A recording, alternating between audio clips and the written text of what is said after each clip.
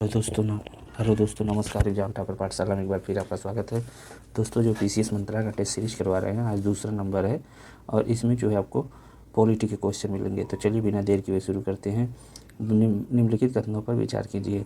भारत में संसदीय शासन व्यवस्था को अपनाया गया है, सत्य है। इसे सरकार का वेस्टमिंस्टर मॉडल कहा जाता है, यह भी सत्य है। संसदीय शासन व्यवस्था कार्यपालिका विधायिका से स्वतंत्र होती है, यह गलत है, क्योंकि संसदीय शासन प्रणाली में कार्यपालिका व्यवस्थापिका विधायिका के प्रति जो है उत्तरदायी होती है, जबकि अध्यक्षात्मक में यह स्वतंत्र होती है। तो आपका यह गलत हो जाएगा। एक और दो सत्य है, तो आंसर ये हो जाएगा। चलिए दूसरा नंबर देख लेते हैं। अध्यक्षीय शासन व्यवस्था के संबंध में विचार कीजिए। तो सामूहिक उत्तरदायित्व अध्यक्षीय शासन व्यवस्था में नहीं है और नेतृत्व प्रधानमंत्री के द्वारा नहीं होता है, यह गलत है। ये दोनों जो है शामिल नहीं है, जबकि एकल सदस्यता होता है।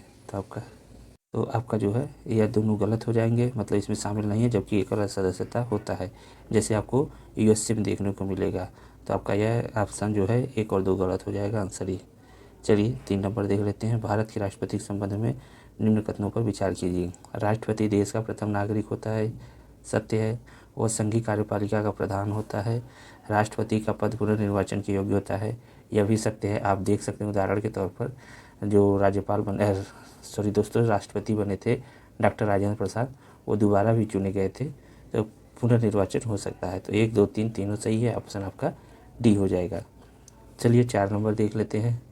भारत के राष्ट्रपति के पद हेतु आवश्यक योग्यताओं में कौन शामिल नहीं है? वह जन्म से नागरिक हो, तो यह गलत है। जन्म से नागरिक नहीं होना चाहिए, मतलब भारत का नागरिक होना चाहिए।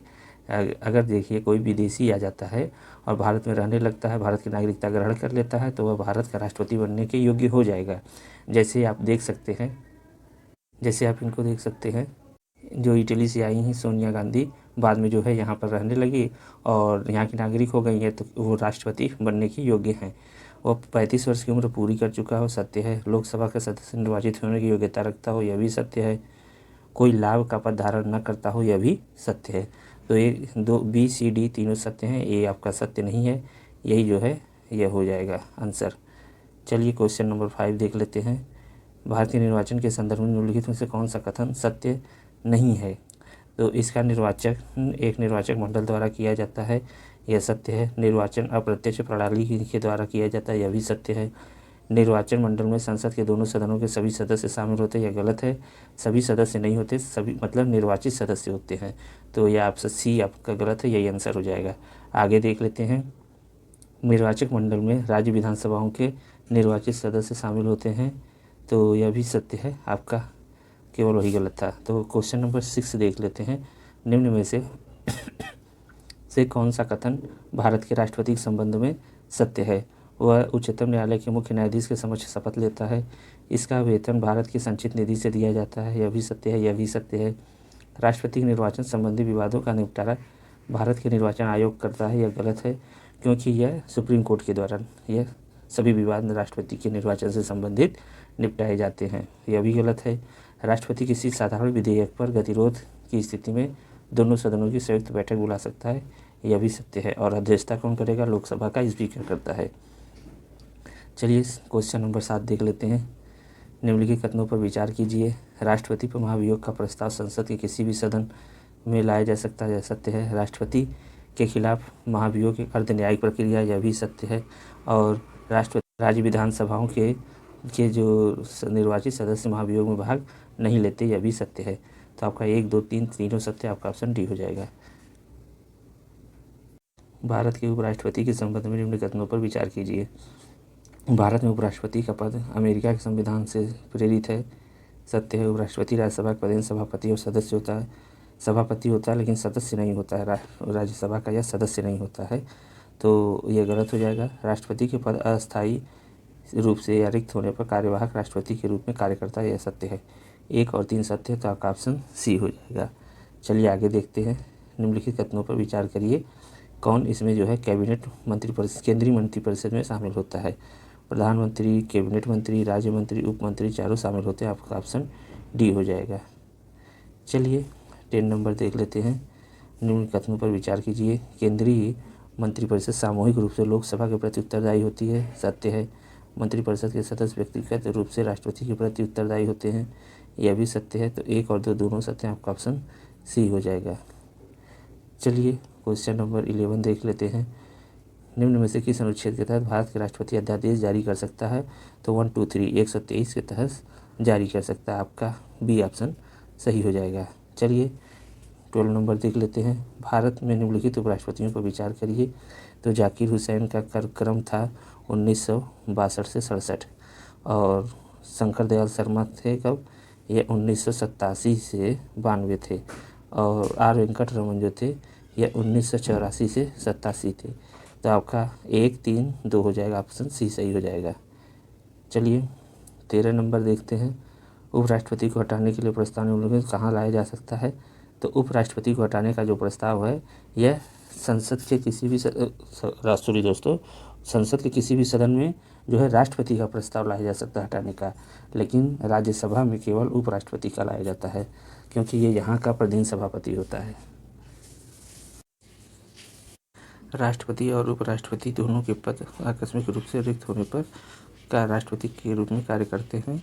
तो ये जो है भारत का मुख्य न्यायाधीश कार्य करता है, आपका ऑप्शन ये हो जाता है। जब राष्ट्रपति और उपराष्ट्रपति दोनों नहीं होते हैं तो उस समय कार्यवाहक राष्ट्रपति के रूप में मुख्य न्यायाधीश होते हैं, और जब मुख्य न्यायाधीश भी नहीं होंगे तब कौन होगा? तो उच्चतम न्यायालय का जो सबसे वरिष्ठ न्यायाधीश होता है वह भाग लेता है राष्ट्रपति के पद के लिए। चलिए क्वेश्चन नंबर 15 देख लेते हैं। निम्न में से किस संविधान संशोधन के अंतर्गत मंत्रिपरिषद का आकार और सदस्यों की संख्या निर्धारित की गई है? तो यह 91वां संविधान संशोधन हुआ था आपका 2003 में।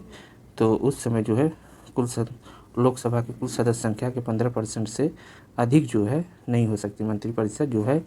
यह याद रखिएगा, क्वेश्चन में दे सकता है कि मंत्रिपरिषद का आकार और सदस्य संख्या संसद के कुल 15% से अधिक नहीं हो सकती है। नहीं, यह गलत है। लोकसभा के कुल सदस्य संख्या के 15% से अधिक नहीं होगी, यह ध्यान दीजिएगा। चलिए आगे देख लेते हैं 16 नंबर।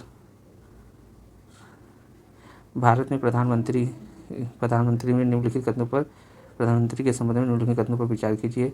प्रधानमंत्री की नियुक्ति राष्ट्रपति करते हैं, यह सत्य है। प्रधानमंत्री लोकसभा के बहुमत दल के नेता होते हैं, यह भी सत्य है। प्रधानमंत्री को लोकसभा का अनिवार्य सदस्य होना चाहिए, यह गलत है। अनिवार्य नहीं मतलब लोकसभा का हो तो ठीक है, लेकिन राज्यसभा से भी तो चुने गए हैं। जैसे आप देख सकते हैं इंदिरा गांधी को ही देख लीजिए, इंद्र कुमार गुजराल को देख लीजिए, मनमोहन सिंह को देख लीजिए, ये सब राज्यसभा से चुन के आए हुए पीएम थे। तो आपका 1 और 2 सत्य है, 3 गलत है। चलिए 17 नंबर देख लेते हैं।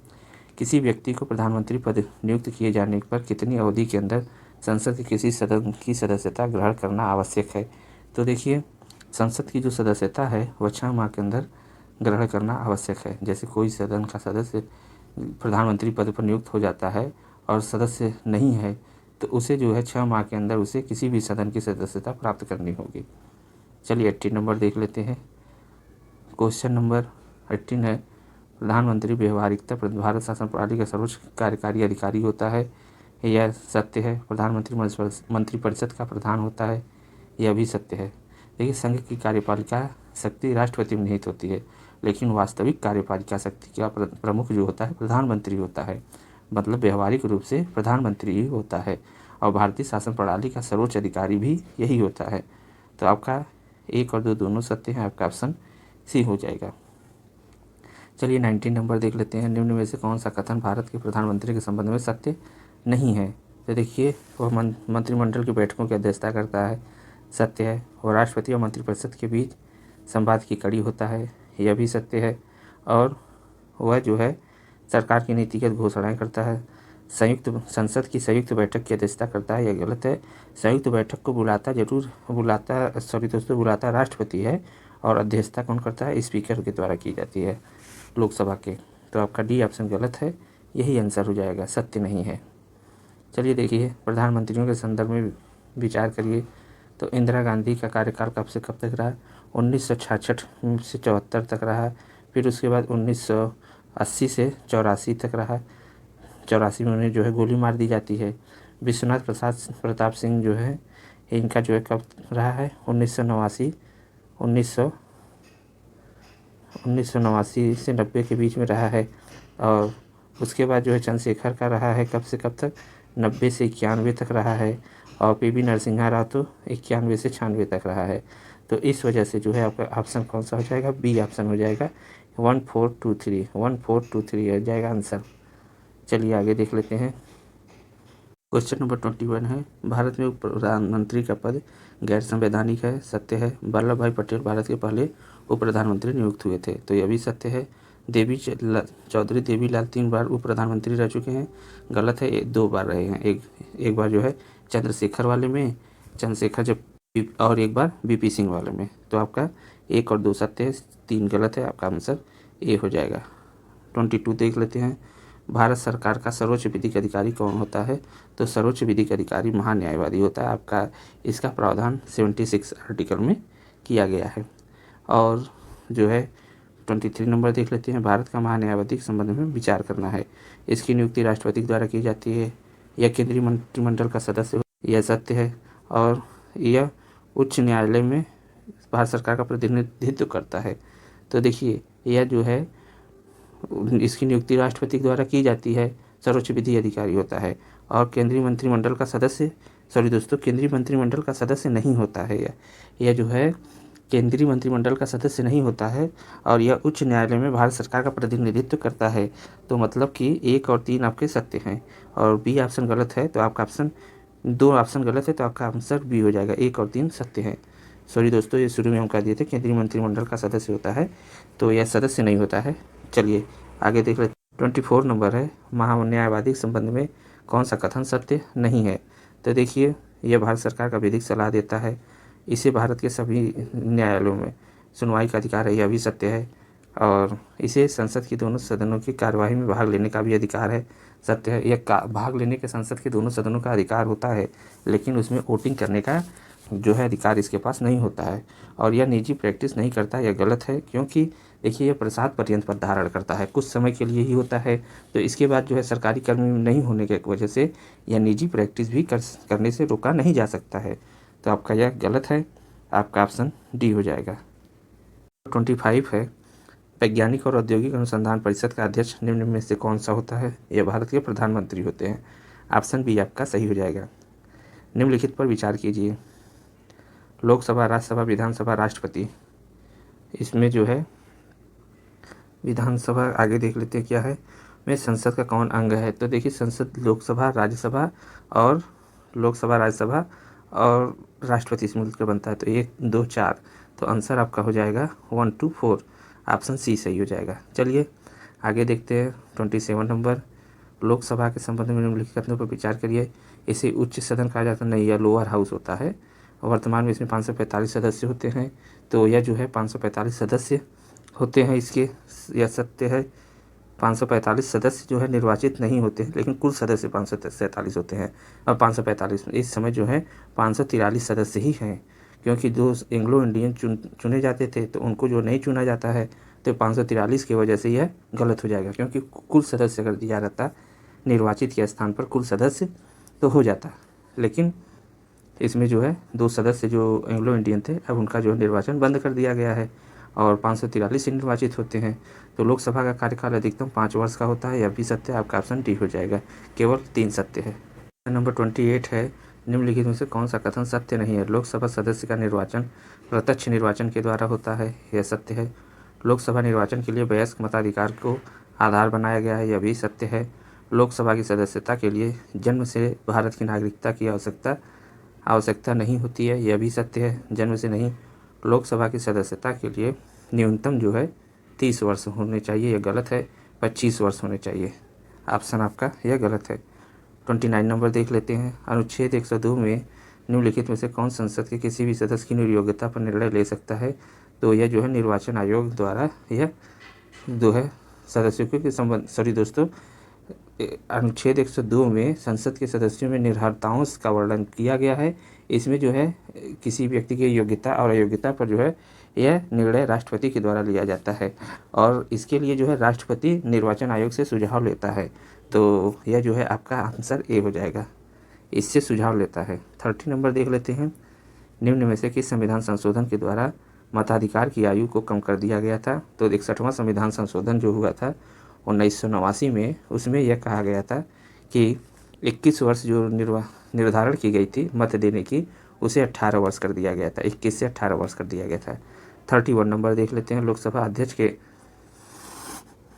कौन से कार्य जो हैं लोकसभा अध्यक्ष के कार्यों से संबंधित नहीं है? तो दोनों सदनों की संयुक्त अध्यक्षता करना यह लोकसभा अध्यक्ष कार्य करता है। कोई विधेयक धन विधेयक है या नहीं, यह इसका निर्णय भी करता है। मंत्रिपरिषद और राष्ट्रपति के बीच संवाद की कड़ी के रूप में कार्य करता है। यह जो है आपका मंत्रिपरिषद और राष्ट्रपति के बीच संवाद की कड़ी के रूप में यह कार्य नहीं करता, बल्कि यह कार्य प्रधानमंत्री के द्वारा किया जाता है और किसी विधेयक पर मत बराबर होने की दशा में निर्णायक मत देता है। तो यह सही है, आपका सी ऑप्शन सही नहीं है, यही आंसर हो जाएगा। चलिए 32 नंबर देख लेते हैं। संसद के दोनों सदनों की संयुक्त बैठक की अध्यक्षता कौन आहूत करता है? किस अनुच्छेद के तहत आहूत किया गया है? तो आर्टिकल 108 में तहत यह किया गया है। तो 32 का सी ऑप्शन हो जाएगा। और इस बैठक में साधारण बहुमत द्वारा विधेयक को पारित कर लिया जाता है। जब संसद के दोनों सदनों की गतिरोध हो जाती है तो 108 के तहत, आर्टिकल 108 के तहत राष्ट्रपति दोनों सदनों की संयुक्त बैठक की आहूत करता है, मतलब बुलाता है, और लोकसभा स्पीकर इसकी अध्यक्षता करता है। अभी तक जो है 3 बार ऐसा हो चुका है। चलिए 33 नंबर देख लेते हैं।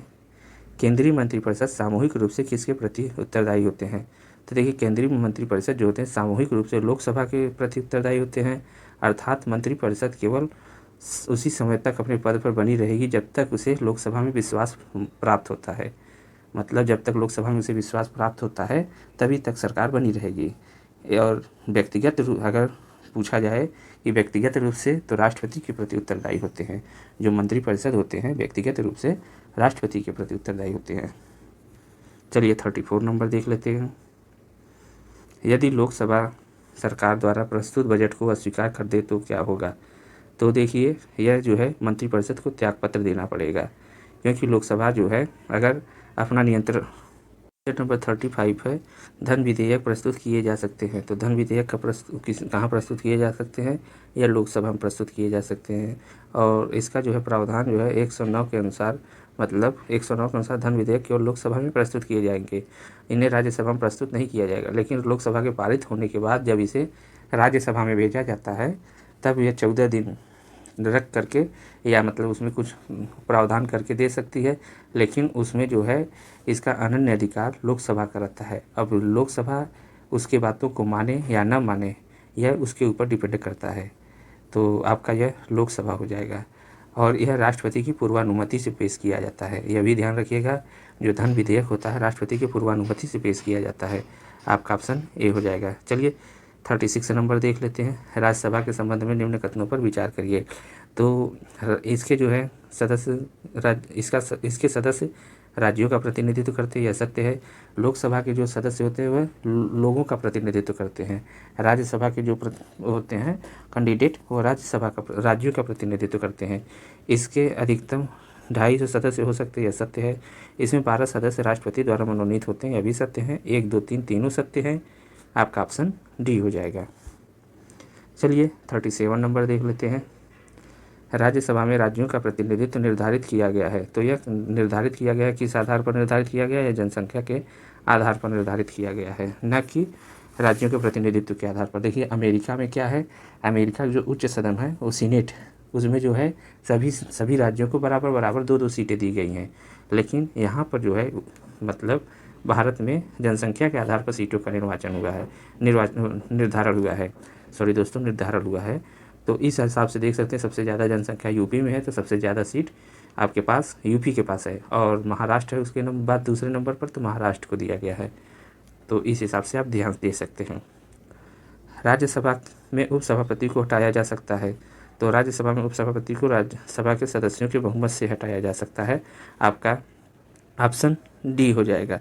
देखिए, राज्यसभा अपने सदस्यों में से किसी एक को 6 वर्ष के लिए उपसभापति नियुक्त करती है, और उपसभापति को जो है राष्ट्रपति के उपसभापति को राज्यसभा के तत्कालिक समस्त सदस्यों के प्रस्ताव पारित करके पद से हटाया जा सकता है। आपका ऑप्शन डी हो जाएगा। चलिए 39 नंबर देख लेते हैं।